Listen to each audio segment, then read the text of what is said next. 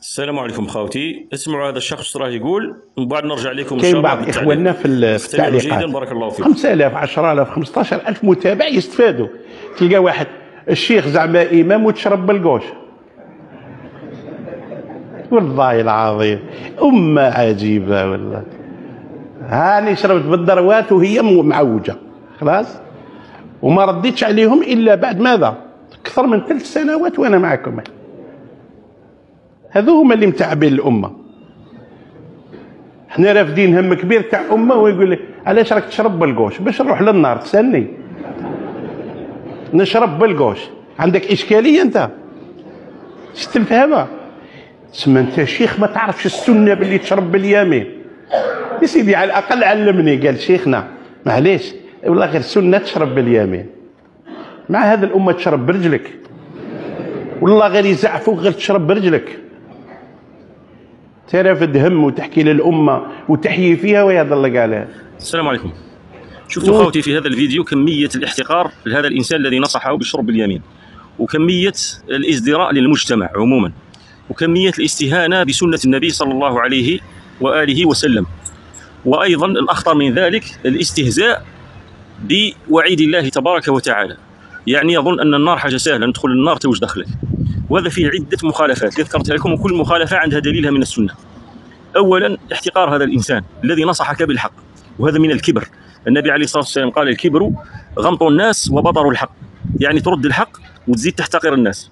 والحاجه الثانيه اللي هي ازدراء المجتمع، يقول لك هذا مجتمع هذا، اذا لماذا تصدرت للتعليم وللارشاد وللنصح؟ ثم الذي قال ان المجتمع هالك، فهو كما قال النبي عليه الصلاه والسلام: من قال هلك الناس فهو اهلكهم.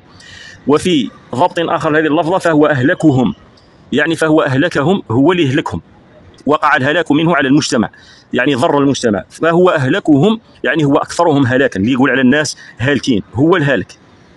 والامر الاخر اللي راني نبهت عليه ونزيد نذكركم يعني الدليل تاعو، ان الانسان كي يحتقر او يزدري سنه النبي عليه الصلاه والسلام، هذا دليل على عدم تعظيم شعائر الله في القلب.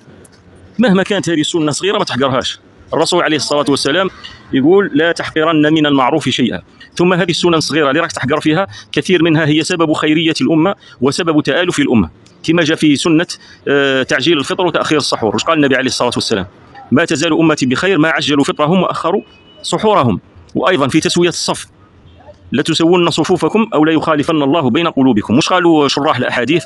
قال لك ان من علامات خيريه الامه ومن اسباب بقائها على الخير تاخير السحور وتعجيل الفطر. هذه السنه البسيطه اللي راك تحقر امثالها الشرب باليمين.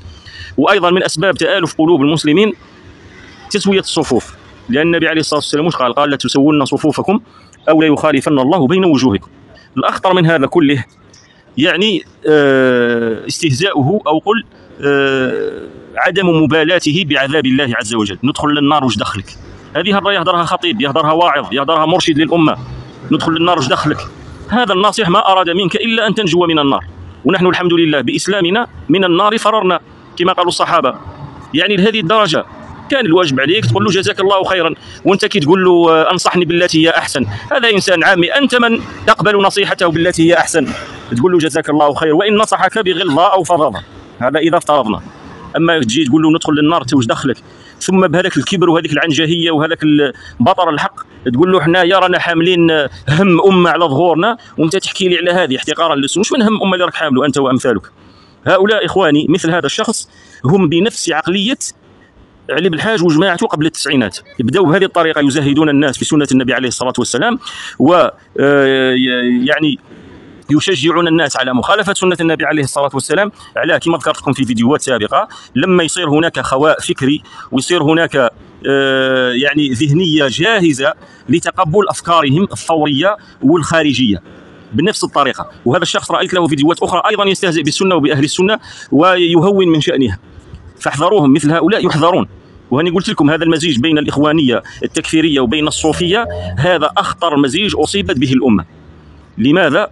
لاننا لو سكتنا على مثل هؤلاء ابشروا واعيذكم بالله من ذلك بعشريه سوداء، لان هؤلاء هم الذين يتحكمون في اولئك الشباب المساكين اصحاب الذهنيه الفارغه او الخلفيه الفكريه والثقافيه والعلميه الفارغه، يسيطرون عليهم ويسيرونهم كيفما شاءوا. نفس الفكره علي بالحاج. واش كان يقول لهم في التسعينات؟ كان بعض الناس اللي فيهم الخير يقولوا له يا شيخ يعني بركانا من السياسه علمنا في ديننا.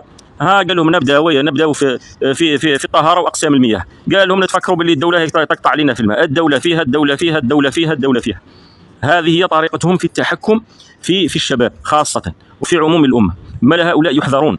لا خيرية لهذه الأمة إلا باتباع السنة صغيرها وكبيرها، ولا فضل لهذه الأمة إلا بالتناصح والأمر بالمعروف والنهي عن المنكر. ثم لما تجي وتقول أننا نحمل أنت وأمثالك فكر يعني هم أمة، اللي يسمعكم يقول راكم في الصفوف الأولى لقتال الصهاينة ومن أجل تحرير بيت المقدس. الذي لا يحافظ على صغائر السنن هذه لا يمكنه أن يجاهد العدو الأكبر. النبي عليه الصلاة والسلام وهو في المدينة ومكة خير بقاع الأرض اللي فيها بيت الله عز وجل كان يحيط بها 370 صنم. الذي علم هذه السنن الصغيرة، الشرب باليمين والشرب جالسا والتسمية قبل الشرب وحمد الله تبارك وتعالى بعد الشرب، اللي علم هذه السنن الصغيرة كان في وقت مكة في يد المشركين ويحيط بها 370 صنم. ما قال لهمش الهم نتاع مكة وتحريرها من المشركين، لا، الخيرية في اتباع السنة، وكل خير في اتباع سنة النبي عليه الصلاة والسلام. النبي عليه الصلاة والسلام في خطبة الحاجة التي كان طالما يكررها: ألا وإن أصدق الحديث كتاب الله وخير الهدي هدي محمد صلى الله عليه وسلم. كل هدي محمد الصغير والكبير صلى الله على محمد وعلى آله وصحبه.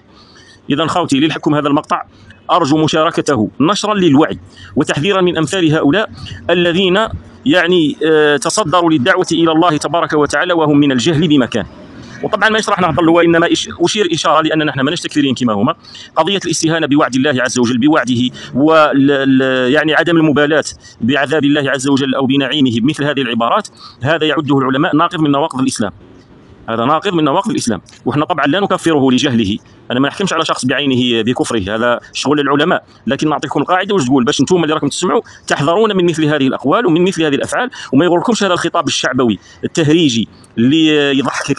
يضحكك، تضحك في شرع الله عز وجل، تضحك في شرع الله عز وجل. قل أبي الله وآياته ورسوله كنتم تستهزئون لا تعتذروا قد كفرتم بعد إيمانكم. هكذا ربي يقول باش نحذروا حنايا، هذه نزلت في المنافقين. فنسأل الله تبارك وتعالى أن يهدينا ويهدي بنا. وبارك الله فيكم. انشروا المقطع لنشر الوعي. والسلام عليكم.